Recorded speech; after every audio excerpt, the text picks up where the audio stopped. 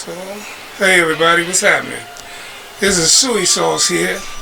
I'm sitting here with D Speller, the creator of the song "A Man Gotta Do What a Man Gotta Do." Right. And we got the co-producer. What's your name again? Ricardo Bennett up in the house. AKA Ricardo. Yeah. And Soss in the background. Here I go. What's up, y'all? Yeah. D Speller here, man. Thank you for everything, man. Yeah, so AD. So talk to him a little bit. Just talk to him. What's on your mind, D? With the music. What's on my mind with the music, man? I feel as though we came a long way.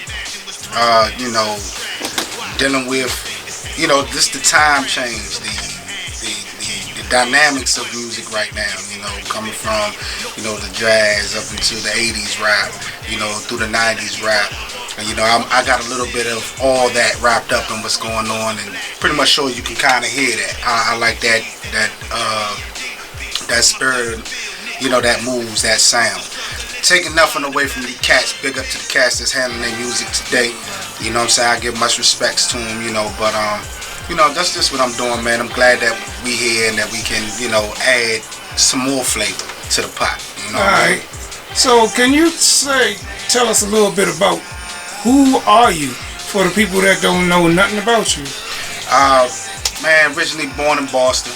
You know what I mean? Right there on Shop Street. Big up to Block Headquarters. You know what I mean? Rest in peace to my cousin Tyrone. You know what I'm saying? Fly Tie.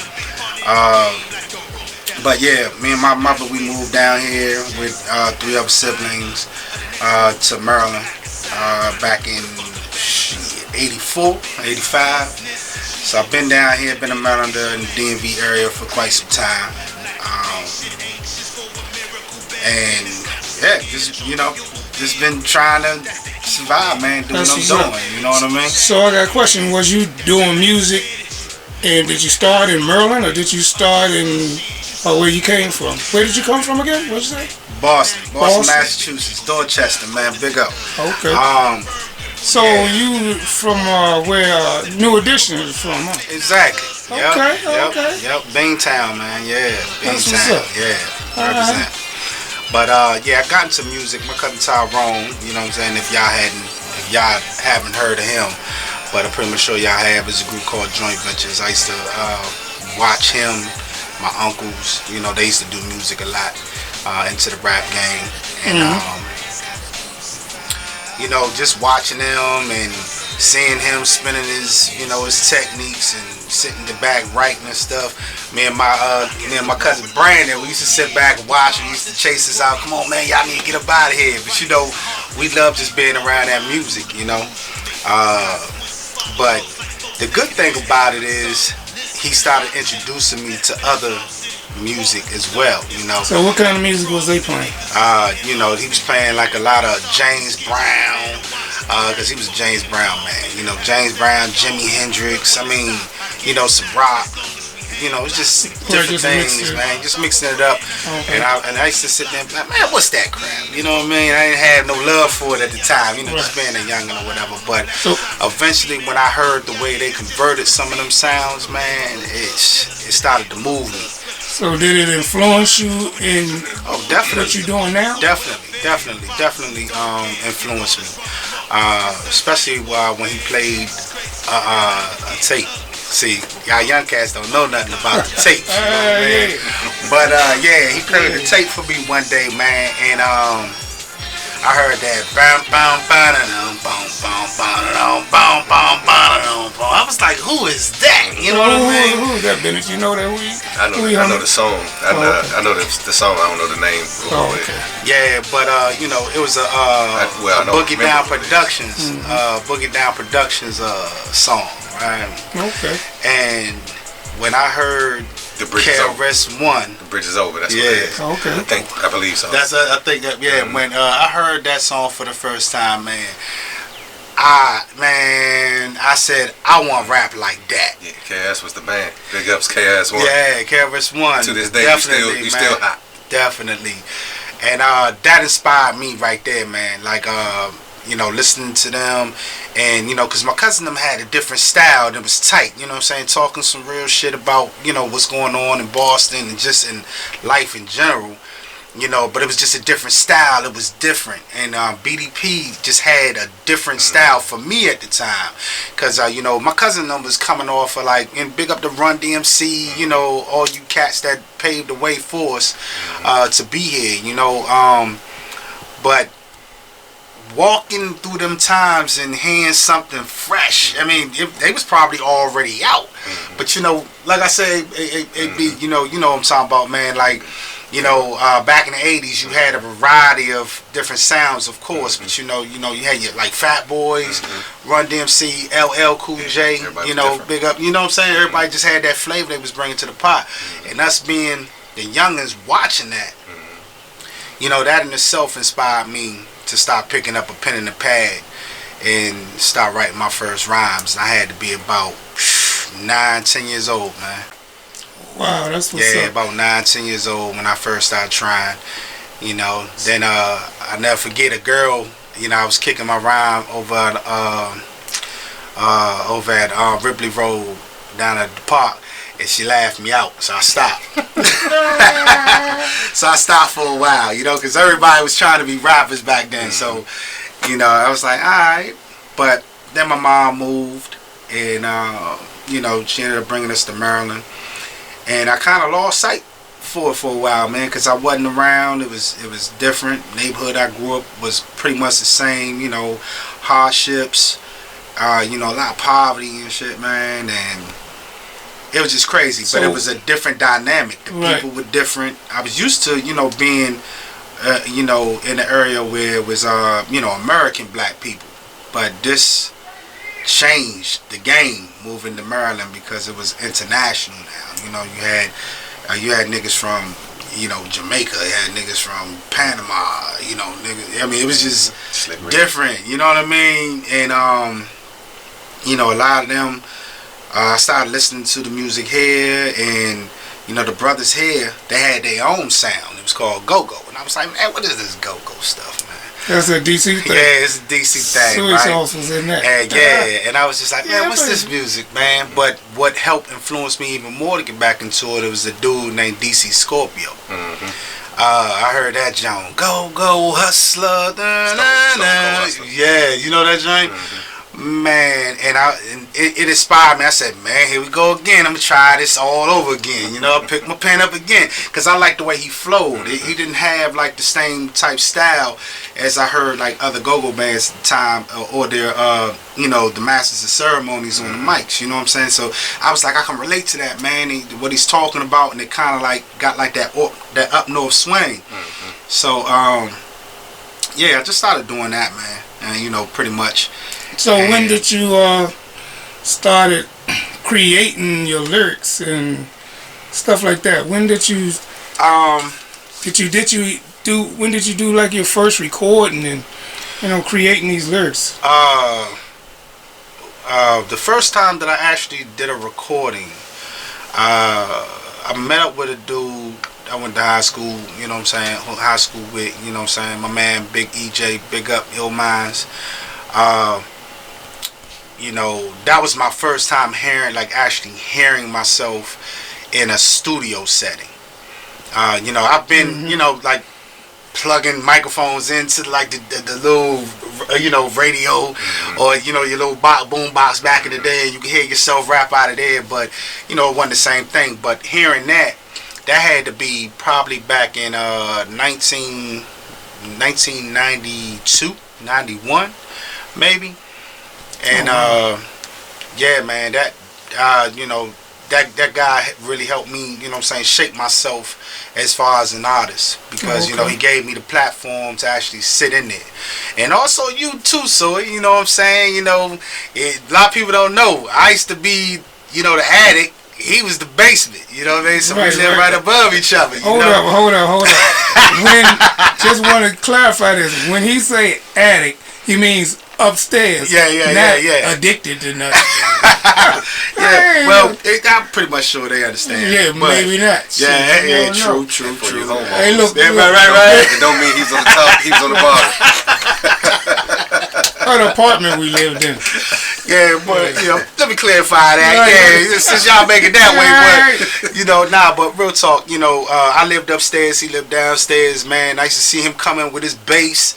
I was like, this dude in the music. So I started running downstairs. He older than me, you know what I mean? And I sit outside the window and I see him walk by, so I start rapping, you know what I mean? And he be like, hey, man, what you out here doing, So, I mean, that helped, that helped me also, stay focused on a lot of things because, he know me real good, so he know what I was into at the time, and he used to pull me away from that a lot, you know what I'm saying? So, yeah, man, appreciate that, you know what I mean? Real talk, man. Real talk. I appreciate that, man. And, but getting back to, really hearing my voice, on CD, and we used to use these little tiny mini CD discs, right? And he had the I think it was the ARS1 or something. I can't remember the drum machine he had, but he bought the same one that the Jizza and the RZA had. He made it his point to go buy that one because we love that sound, right? And it was just, man, that was an experience in itself, and that's when I heard that. I did this song back in the day called Ray Nall. That we was drinking this shit called Ray Nall, so I just did a song called Ray Nall, and everybody loved it. Okay. Everybody loved it, and I was just like, damn, okay, this is the start of something. And I started to believe in myself, and I told myself from that day forth, man, this is what I'm gonna do. That's what's up. Now, let me ask you about this upcoming project release. You got a single that was already released, and tell me a bit about the single and what it meant to you and how you feel about it and where you come up with the idea of it. A man got to do what a man got to do to survive. Yeah. Well, to be perfectly honest with you, man, it's the, it comes from a place within me in different separate nows. And I don't know if you could follow me on that. You know what I'm saying? Like, I'm in the now, we all in the now. You know what I'm saying? But at that particular time in the now, and I just had different things that was going on, different struggles, and I'm pretty much sure all of us go through that. You know what I mean? We battle within ourselves. You know what I'm saying? The struggle where we going. Am I doing this right? Am I doing that right? Am I gonna make enough money to get this done? Am I gonna do this? I need that brand new car, or I need this. Damn, shorty blowing me right now. About the rent. So it's just like a lot of different, collective thoughts, man, of, things that I've been through in different situations. Okay. And, and watching other people in my immediate circle go through things, and, some people going away, people passing away, so, yeah, it just seemed to me when it popped in my head, a serious situation. I was homeless, man. I ain't had nowhere to go. I had gave up doing some other stuff, but I still had my car, sleeping in my car, shit, But I was just like, I gotta survive out here, man. That's what's up. Yeah, so man gotta do what man gotta do. Yeah, but I came out on the other end of that. Some of us don't get that, what I mean? Some of us don't come back from that. So the things you write about is kind of like somewhat personal. Yeah, definitely. Okay. Definitely personal. I think when I move my pen, man, I ask all to guide it. You know what I mean? Because I'm not just writing for you guys, but I'm also writing for myself. Because it's therapeutic, man. I figure that. Yeah, it's definitely a therapeutic thing. Instead of going to see a shrink, I shrink myself. You know what I mean? Yeah. So as long as you know what I'm saying, I just know that I have to, remain real with myself. So, that's pretty much it, man. That's what's up. Yeah. So, Bennett, tell me a bit about the creation of the beat. Shoot, man. I mainly was on the, I think all I did was the drums, right? Yeah. So I just play what I hear, man, and we go from there, Yeah, that's right. So, I think we created a little melody first. I just played off the melody, and the beat just grew and grew, and caught momentum to where it is now. You know what I mean? And Right. then we just did what we did. Yeah, that's what's up. Yeah. Yeah, it's nice, man. Yeah, so we doing the daggone thing. Yeah. You know, so I want before you roll on, man. I want to give a shout out to the whole DMV area, man. I've been, you know, YouTubing you guys, following a lot of you guys, you know, like Black Goo, you know, Goldie the Natural, you know, Chopping This Monster, you know, my man Yukon Black. You know, it's a lot of DC cats out there that's handling their business, you know. Yeah, man, just stay focused and keep doing that shit. Keep pushing, yo. You know what I mean? Yeah. Keep pushing, because what I noticed about the industry alone is that they kind of shy away from our area. So we gotta, you know what I'm saying, we gotta bang on that door till we knock it down, just like the niggas in the South did, the niggas on the West Coast did, New York. you know, New York, Uptown did, Houston. I mean, Houston. Yep, middle, you know what I'm saying, Everybody. all that. So we gotta bang these doors down, man. So, you know, instead of beefing with each other and shit so hard in the music industry, thinking that we already made it, nigga, we ain't made nowhere. We got to knock these doors down, bro. yeah, You crab know what I'm pot saying? mentality. That's Yeah, you know what I mean? that's what's Because, going on. you know, big up to Wale, you know what I'm saying? I don't know the cat, you know what I mean? But I know he was from up in my area sometime, and he been down here, heard him in the go-go scene and stuff, man, and the cat was fly. And I feel as though from my area, he didn't get enough recognition. You know what I mean? With the Brothers Deep and People didn't appreciate you know his what I'm talent. saying? Yeah, a lot of people. But I can't say they didn't appreciate his talent. I just think like you know, a lot of people just didn't support, you know, his movement the way it should have been supported. You know what I mean? So a little bit back to your project you got going on with Hands of Minds with Soss, Ricardo, Hot Beat, Bennett. The product. Yeah, aka the product. Yeah. Yeah, killing it. I'm telling y'all, he's killing it. Yeah. What? Yeah, he one of the So, hottest beat yeah. makers, man. Yeah. You know, real talk. You That's know. what's up. Appreciate Yeah. that. Yeah. So real I talk. got a question. So, you know, since I co-produce, I already know about the upcoming music, but how do you feel about these songs? And tell me some of the titles of some of the songs. Alright, so What's really going on? the next one, depending on the squad right here, right? You know, but I was thinking, you know what I'm saying, I got this joint called God Body. You know what I'm saying? God Body came about to me, like I mentioned earlier, in a lot of the conversation we had about, you know, knowing yourself, knowing who you are, you know, and building yourself, building, you know what I'm saying, like knowing and aligning your chakras, you know what I'm saying, being one with yourself, you be one with the all. I'm real in depth with those type of things, those type of feelings. I move with that kind of spirit, and that's what a lot of my source comes from when I write my music. It's definitely a change. I think that it's gonna bring something back around. I'm gonna say that, you know what I mean, because, you know, sometimes our music does recycle. You know what I mean? There was an era where, you know, for real, big up to this dude, yo, you know what I'm saying? He's another major influence on me. You know, Rakim. You know, listening to, you know, how Ra used to do things, you know, the way he used to move with the beats and stuff, but he'll drop a jewel in there every once in a blue moon, you know what I'm saying? Be hard, but he drop a jewel on us, you know what I'm saying? Say something real, and it's just like, damn, yo, did you hear what the cat said, you know? Okay. And let me interrupt you for a minute. Yeah, I keep hearing him say when he write his music, know that the cat can freestyle too. Oh yeah, He ain't one of these just paper rappers. He can go. yeah. We used to sit up pop benches, man, you know, doing it the old school way, yo, you know what I'm saying? Just off the chest and the snaps, man. That was it. Somebody throw a melody on top of it, and boom, D flowing all night. You know what I'm saying? They used to get pissed off. Come on, man, I'm tired of hearing that shit now, dog. You know. But hey, that was me. Hey, look, you know I remember when you was young, all the way from Hewitt Avenue, all the way down to Georgia Avenue. That was about 10, 11 Down Howard miles. County, yeah, about He went would, down to he Howard. would, he would rap from the beginning when we start all the way down. What was that, like 15, 20 minutes straight? Yeah. You would write, you would rap, and then I told you, I said anything. If you can't think of nothing, look at something. Yeah. Look at the street signs, whatever. And I just rap started to it. flowing And off the street signs, and It was a beast. yeah, I was man. like, look at this boy. Yeah.